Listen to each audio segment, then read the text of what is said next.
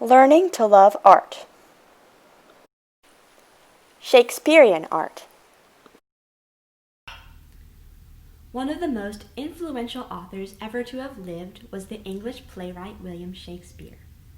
Even though he died over 400 years ago, his plays are still performed today, all around the world. One of the biggest reasons why Shakespeare's plays have become so beloved is because of the memorable characters he created for them. Both actors and audience members have loved reinterpreting the characters of Shakespeare over and over again. It should not come as a surprise that artists have also taken pleasure in reinterpreting the characters of Shakespeare. One character in particular who has received a great deal of attention from artists is the character Ophelia from Shakespeare's play Hamlet. Ophelia is the sweetheart of Hamlet, the Prince of Denmark, and she lives in doubt as to whether his affections for her are true or not. She eventually loses her mind when Hamlet murders her father.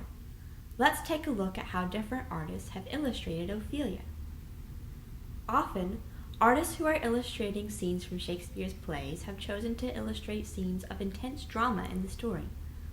One painting that depicts an intense scene from Hamlet is the painting Hamlet and Ophelia by Dante Gabriel Rossetti, made in 1866.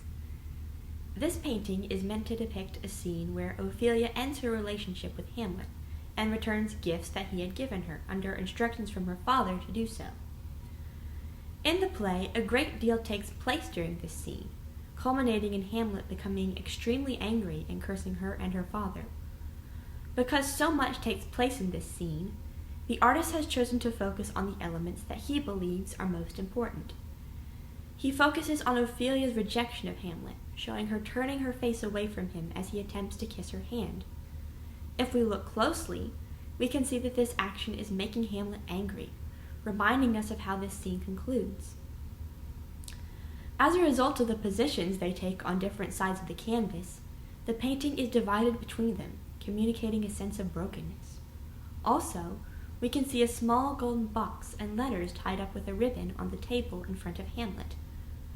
Presumably, these are Hamlet's gifts to Ophelia, which are sitting in front of the prince because she has given them back to him and ended the relationship. Overall, we definitely feel a sense of tension and sadness from this painting, which are key emotions in this scene from the play. You can see this painting at the Ashmolean Museum in Oxford. Other artists have avoided depicting specific scenes from Shakespeare's plays, instead striving to represent the emotional journeys the characters undergo. One such painting is Ophelia by Konstantin Makovsky, made at an unknown date. This painting illustrates Ophelia's state of mind after she has undergone most of the trauma she experiences in the story. Having lost her father at the hands of her true love, Ophelia acts in irrational ways. The play shows that she frequently hands out flowers to the people she knows, reciting strange verses and talking about what the flowers symbolize. We can definitely see her brokenness and loss of purpose here. In this painting, Ophelia does not appear to be undertaking any specific action, in contrast to the painting by Rossetti. Instead, she wanders aimlessly through marshlands, holding the flowers that have become her obsession. Through her helpless expression, the wildflowers she holds, and her bedraggled clothes, Makovsky effectively communicates that Ophelia has been broken by life. Throughout his career, Konstantin Makovsky took great interest in illustrating both imaginary and historical scenes in lush and romantic ways.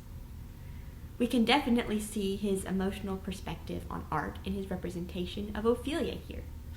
This painting is currently in a private collection. One very famous painting of the character Ophelia is the painting Ophelia by John Everett Millais, made between 1851 and 1852. Like the painting by Rossetti, this painting depicts a specific scene from the play. Even so, it does not depict any action or drama.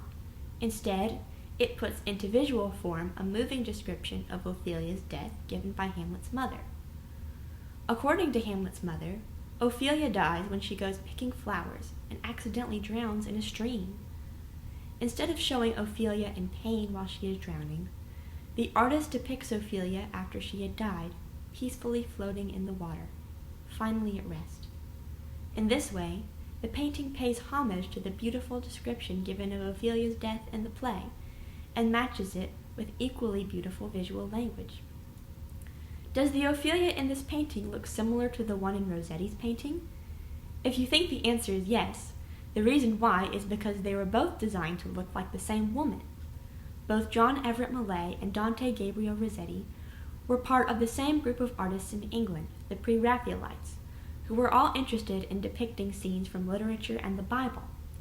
They both worked with this particular model, whose name was Elizabeth Siddal.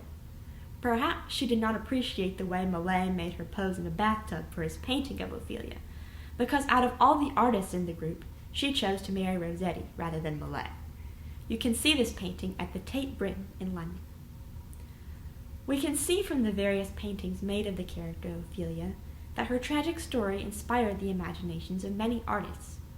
Although these artists came from different places, the Pre-Raphaelites were English, but Konstantin Makovsky was Russian, they all took an interest in Ophelia's romantic and heartbreaking plight. Although these artists were brilliant in their own right, we must remember none of these beautiful paintings would ever have been made if it had not been for the moving writings of William Shakespeare.